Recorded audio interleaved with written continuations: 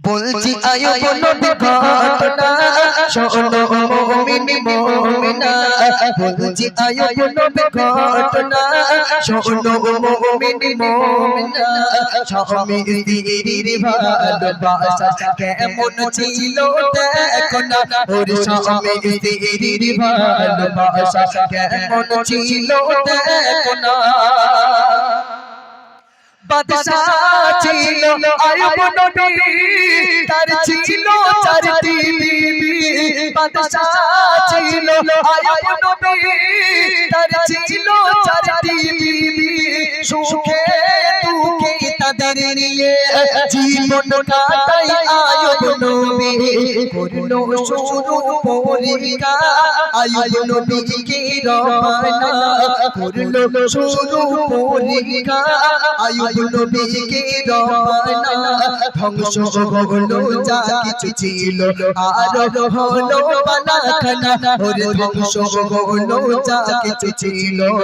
আর হলো বালাখানা আইয়ুব নবীকে আল্লাহ খুব মন দিয়ে এই ভূতরা একটু ভালো করে শোন বুঝতে পারিস তো এই আইয়ুব নবীকে আল্লাহ পাক পরীক্ষা শুরু করে দিয়েছে আইয়ুব নবীর উট দুম্বা গরু ছাগল বিল্ডিং বালাখানা সবকিছু মাটির সঙ্গে মিশে গেছে আইয়ুব নবীর খাবার মতো আর ঘরে কিছু নেই সেই সময় আইয়ুব নবীর কজন স্ত্রী বলেছিলাম সোনা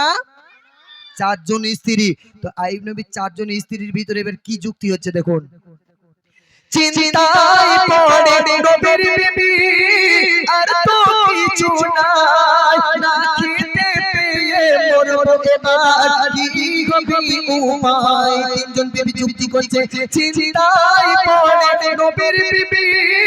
আর তো কিছু নাই না খেতে পেয়ে মরবো এবার কি হবে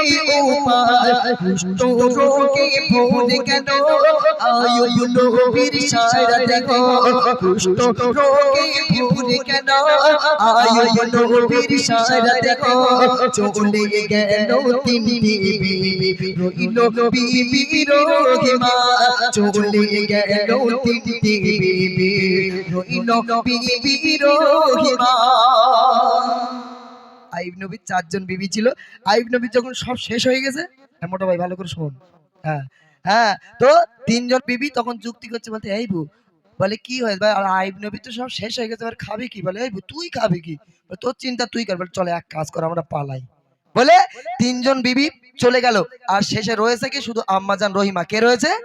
আম্মাজান রহিমা এবার আমি যদি বিয়ে করার সময় বলি আমার বিরাট ব্যবসা রয়েছে এই রয়েছে সেই রয়েছে এখন বিয়ে টিয়ে করে এসে যদি বাড়ি এসে তিন বেলা তিন মুঠো খাওয়া দিতে পারছি না এবং জামা কাপড় ঠিক মতো দিতে পারছি না ফেতরার জামা নিয়ে নিয়ে তাই পরাচ্ছি এবার ওই বউ থাকবে বলি মনে হয় হ্যাঁ ওই বউ কি কর বলে এই দেখো 50 টাকা দাও দিন একটু ডাক্তার বাড়িতে ঘুরে যাই মার ব্যথায় আর উঠতে পারি না ওই 50 টাকা আমার কাছে ধার দেনা করে নেবে যে অটোই করে যে টোটোই করে উঠবো ওই টোটোওয়ালার সাথে কোথায় চলে যাবে আর খুঁজে পাওয়া যাবে না বুঝতে পারেননি হ্যাঁ ও বেটি আর ভিটে আসবে না মন দিয়ে শুনবেন এবার আইয়ুব নবীকে আল্লাহ আরো কঠিন পরীক্ষা নিচ্ছে মন দিয়ে শুনবেন শরীর হতে দুর্গন্ধ ছড়ায় সারা গ্রামময় আইয়ুব নবীর শরীর পচিয়ে দিয়েছে আল্লাহ দুর্গন্ধ ছড়াচ্ছে বলছে দেখুন শরীর হতে দুর্গন্ধ ছড়ায় সারা গ্রামময় শিরা সবাই মিলে আইয়ুব নবীকে তারা স্বামীকে ছেড়ে বিবি রহিমা কোথাও তিনি গেল না স্বামীকে ছেড়ে বিবি রহিমা কোথাও তিনি গেল না স্বামীকে নিয়ে গুটি গুটি পায়ে জঙ্গলে নিল রওনা ওরে স্বামীকে নিয়ে গুটি গুটি পায়ে জঙ্গলে নিল রওনা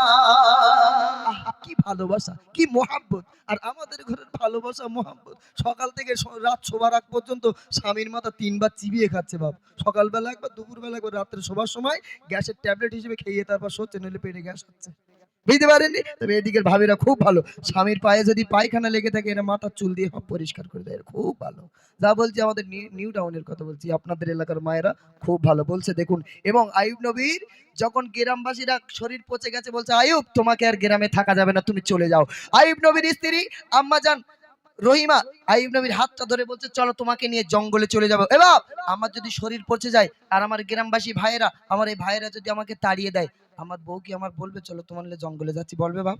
হ্যাঁ, আমার বউ কি বলবে? আমার দিক ফিরে টান টান হয়ে দানা বুকে জোড়া লাথি মেরতিস, ওখানে পড়ি মারন বাবার বাড়ি টান রাখতেছি, বুঝতে পারিনি? হ্যাঁ, তবে এই এলাকার ভাবিরা খুব ভালো, স্বামী যতদিন না মরে ততদিন ঘরের বাইরে পালাবাই না, এরা খুব ভালো। বলছে দেখুন আরো কত কঠিন পরীক্ষা নিচ্ছে আইয়ুব নবীকে, বলছে দেখুন, পোকায় ভরে গেল দেখো ঠোঁটে ও গালে,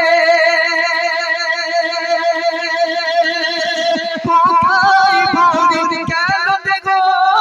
ঠোঁটে ও গালে, ঠোঁটের পোকা ঠোঁট দিয়ে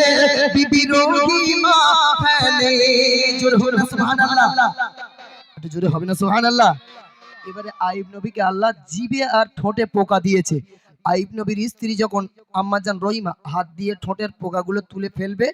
আইয়ুব নবী বলছে রহিমা আমার ঠোঁটে হাত দিও না, এই যন্ত্রণা এই কষ্ট আমি সহ্য করতে পারছি না, আর রহিমা তুমি আমার ঠোঁটে হাত দিও না। আহারে আম্মাজান রহিমা চিন্তা করলো ঠোঁটে তো হাত দেওয়া যায় না, কিভাবে কি করা যায়, নিজের ঠোঁট দিয়ে স্বামীর ঠোঁটের পোকাগুলো তুলে তুলে ফেলছে। একটু জোরে হোক না সুবহানাল্লাহ? পোকায় ভরে গেল দেখো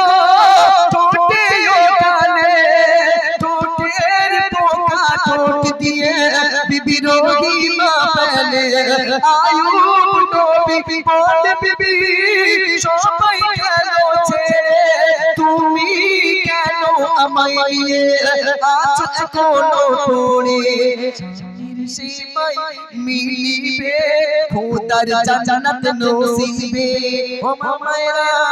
মন দিয়ে শুনুন, স্বামীর সেবাই মিলিবে খোদার জান্নাত নসিবে, স্বামীর সেবাই মিলিবে খোদার জান্নাত নসিবে। তাই জীবন গেলেও করব সেবা, স্বামীকে ছেড়ে যাব না, তাই জীবন গেলেও করব সেবা, স্বামীকে ছেড়ে যাব না।